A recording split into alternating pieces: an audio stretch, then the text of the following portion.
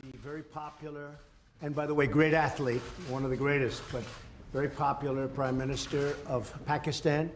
We have many things to discuss, military and terrorism and trade, and I think we're going to spend a lot of time talking about trade because we do very little trade with Pakistan compared to what we could be doing and should be doing when our countries really get along perfectly, and I think we're having that start. We're going to have that start. But there's tremendous upside with respect to trade. One of the things we're going to be discussing too is hostages, perhaps the polio vaccine, because Pakistan is one of the countries, and we'll talk about that as to what your feeling is on that. But we have a situation in Pakistan where we want to talk about the polio or the possible polio vaccine. And I think we're going to have great meetings. We're going to be spending a long time together. We have our representatives meeting right after we're finished, and we just came out, Mr. Prime Minister, with tremendous economic numbers for the United States, the best we've ever had. We have the best economy we've ever had, and I think we can shift some of that over to Pakistan. We should be doing tremendous business together, so I look forward to it. Inshallah. And it is an honor to have you with us. Thank you very much. Please. Well, I've been looking forward to this meeting since I assumed office as Prime Minister of Pakistan. I mean, the United States is vital for Pakistan. We have links which have gone back since Pakistan became independent. We've been fighting wars together. First, Soviet invasion of Afghanistan, Pakistan was a frontline state, allied to the US, and then again the war on terror, which was after 9/11. So I look forward to my conversation with you. Mr. President, Pakistan has been your ally for 14 years in the Afghan war. So face terrorism, face economic disaster, and all that, and still we were taken to the court with all the accusations that Pakistan is not a responsible state. Now, when India and US has developed an alliance in the region, how you plan to foresight about the Pak-US relationship?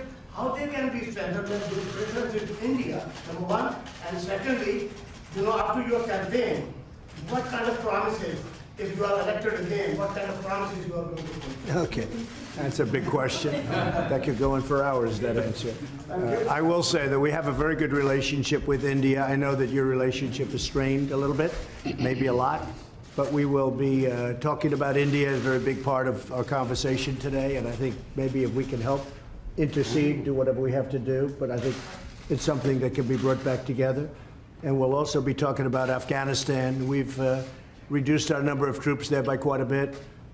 We are continuing to reduce troops in Afghanistan. We're working with Pakistan and others on getting an agreement signed, as you know, and we'll see what happens. But we will be talking about India and Afghanistan, very much so. The Washington Post is reporting today that Huawei had a relationship with North Korea to build their commercial wireless network. Have you been briefed on that? Do you have concerns? I know all about it. I know all about Huawei. I know all about 5G, and we're working on it. And we have companies that are now getting very, very strong in that department. And we're going to have 5G. We're going to have the best 5G in the world, just like we have everything else. Our Silicon Valley cannot be competed with. There's nobody that can compete with Silicon Valley for the brain power or for what we do. And nobody was focused on 5G, but now they are. And we have great companies going into 5G, even if they don't want it to. A lot of them were very happy doing what they were doing, but now they're going, at my request, they're going into 5G. So we don't need anything from anybody. You have additional concerns about North Korea. What? The Post is reporting about Huawei's relationship with North Korea. Well, we'll have to find out. Our relationship with North Korea has been very good. We've really established a good relationship with Kim Jong-un. I have personally. There's no rocket testing. There's no missile testing. We're getting our remains back. We got our hostages back. And we have a very, very good relationship, the two of us, and that's very important. There's been no nuclear testing. And what they're doing with 5G will be, we'll have to see. I'll find out.